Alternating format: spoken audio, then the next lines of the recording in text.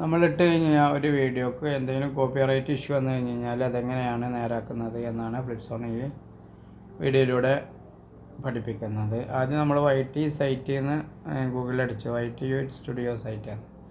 അപ്പോൾ അതിൻ്റെ YT studio സൈറ്റിൻ്റെ web address ആദ്യം വരും. അപ്പോൾ അതിൽ ലോഗിൻ എന്നുള്ളിടത്ത് കൊടുക്കുക. അപ്പോൾ നേരെ നമ്മുടെ YT സ്റ്റുഡിയോ സൈറ്റിൻ്റെ വെബ് ലോഗിനിക്കാണ് പോവുക. അപ്പോൾ അവിടെ കാണിക്കും നമ്മുടെ ചാനൽ, അതുപോലെ അതിൻ്റെ എല്ലാ ഡാഷ്ബോർഡും കാര്യങ്ങളെല്ലാം ഇവിടെ ഉണ്ട്. അത് മലയാളം ആക്കിയിരിക്കുന്നത് നിങ്ങൾക്ക് പെട്ടെന്ന് മനസ്സിലാക്കാൻ വേണ്ടിയിട്ടാണ്.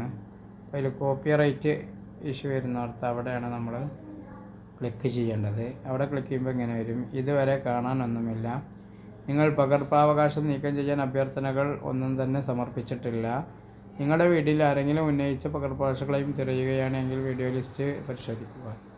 അപ്പോൾ നമ്മളിവിടെ വീഡിയോ ലിസ്റ്റ് പരിശോധിക്കുക എന്നുള്ളതിൽ ക്ലിക്ക് ചെയ്യാം. അപ്പോൾ കാണാം പബ്ലിക്കായി നമ്മളിട്ട വീഡിയോ പകർപ്പവകാശമുണ്ട്. ആ പകർപ്പവകാശം എന്നുള്ളതിൽ ക്ലിക്ക് ചെയ്ത് കഴിഞ്ഞാൽ പകർപ്പവകാശ പരീക്ഷകൾ ഉള്ളടക്കം കണ്ടെത്തി. ഉള്ളടക്കം യൂട്യൂബിൽ ഉപയോഗിക്കാൻ ഉടമ അനുവദിക്കുന്നു. അതിൻ്റെ വിശദാംശങ്ങൾ കാണുക എന്നുള്ള ക്ലിക്ക് ചെയ്യാം. അതിൽ ക്ലിക്ക് ചെയ്യുമ്പോൾ നമുക്കിവിടെ കാണാം യാതൊരു സ്വാധീനവുമില്ല. 1, 2, 3 ഇവിടെ 3 എണ്ണാണുള്ളത്. ഇതൊന്ന് നമ്മൾ നടപടിക്കായി തിരഞ്ഞെടുക്കുക എന്നുള്ളടത്ത് നടപടി തിരഞ്ഞെടുക്കുക. അപ്പോൾ അതിൽ നമുക്കിവിടെ 4 രൂപത്തിലൊക്കെ ഒന്ന് സെഗ്മെൻറ്റ് ട്രിം ചെയ്ത് മാറ്റാൻ പറ്റും, ഗാനം മാറ്റി മറ്റൊന്ന് നോക്കാൻ പറ്റും, പാട്ട് മ്യൂട്ട് ചെയ്യാൻ പറ്റും, പിന്നെ തർക്കം ഉന്നയിക്കാൻ പറ്റും. അവിടെ പാട്ട് മ്യൂട്ട് ചെയ്യുക എന്നുള്ളതാണ് ഞാൻ സെലക്ട് ചെയ്യുന്നത്. ഇനി ആ മ്യൂസിക് മാറ്റി വേറെ മ്യൂസിക് ചെയ്യുന്നവർക്ക് മുമ്പത്തെ ഓപ്ഷൻ തിരഞ്ഞെടുക്കാം. തുടരുക എന്നുള്ളത് കൊടുത്തു. അപ്പോൾ മ്യൂട്ട് ചെയ്ത വീഡിയോകൾ പ്രിവ്യൂ ചെയ്യുക. പാട്ട് പ്ലേ ചെയ്യുമ്പോൾ എല്ലാ ശബ്ദവും മ്യൂട്ട് ചെയ്യുക.